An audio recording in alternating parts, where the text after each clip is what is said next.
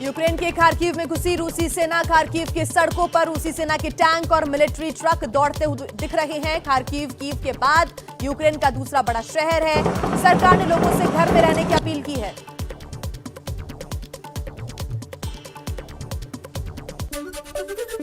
रूसी सेना यूक्रेन में तेल और गैस के ठिकानों पर चुन-चुनकर हमला कर रही है। ताजा हमला खार्किव की गैस पाइपलाइन पर हुआ है। हमले के बाद आसमान तक आग की लपटें उठती दिखी।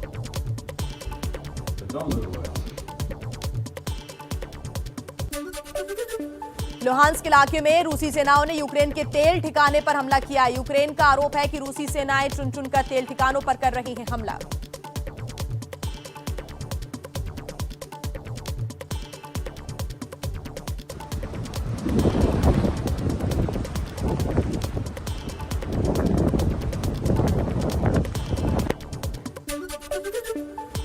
यूक्रेन में लड़ाई के 4 दिन बाद भी रूसी सेनाएं कीव पर कब्जे की कोशिशों में जुटी हैं। राजधानी कीव को यूक्रेन का सबसे मजबूत किला माना जा रहा है। अगर यहां पर रूस का कब्जा हो जाता है तो फिर करीब करीब उसकी पूरी यूक्रेन पर जीत हो जाएगी। कीव शहर पर हवाई हमले की आशंका के चलते रुक रुक कर बज रहे हैं सायरन। लोगों को अलर्ट करने के लिए ये सायरन बजाए जा रहे थे। यूक्रेन पर रूस के हमले का आज है चौथा दिन। कीव समेत कई शहरों पर जबरदस्त बमबारी। रूस के हमले में यूक्रेन के अब तक 240 नागरिकों की मौत।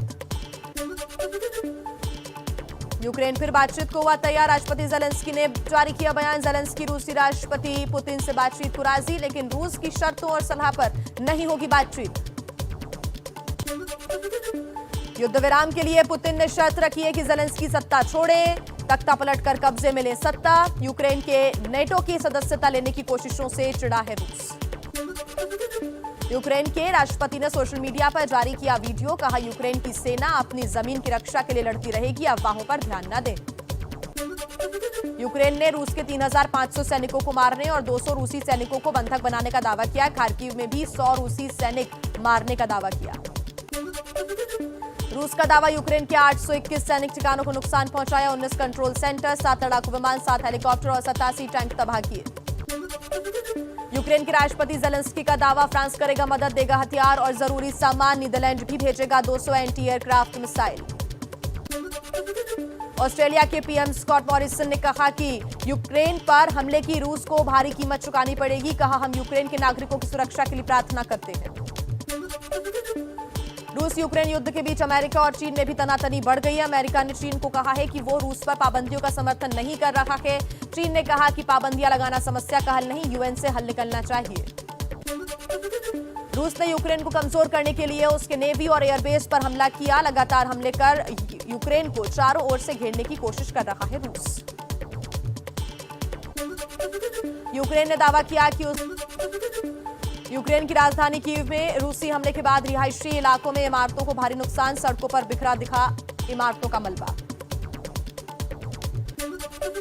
रूस और यूक्रेन के बीच जारी संग्राम के बीच फ्रांस के राष्ट्रपति का बयान। कहा, हम यह युद्ध अभी लंबे समय तक चलेगा, रूस को हमले का अंजाम भुगतना पड़ेगा। यूक्रेन ने रूस के खिलाफ फ्रांस से मदद मांगी है।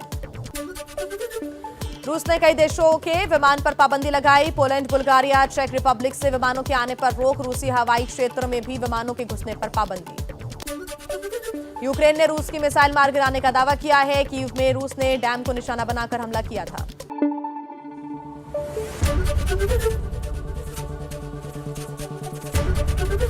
एबीपी न्यूज आपको रखे आगे।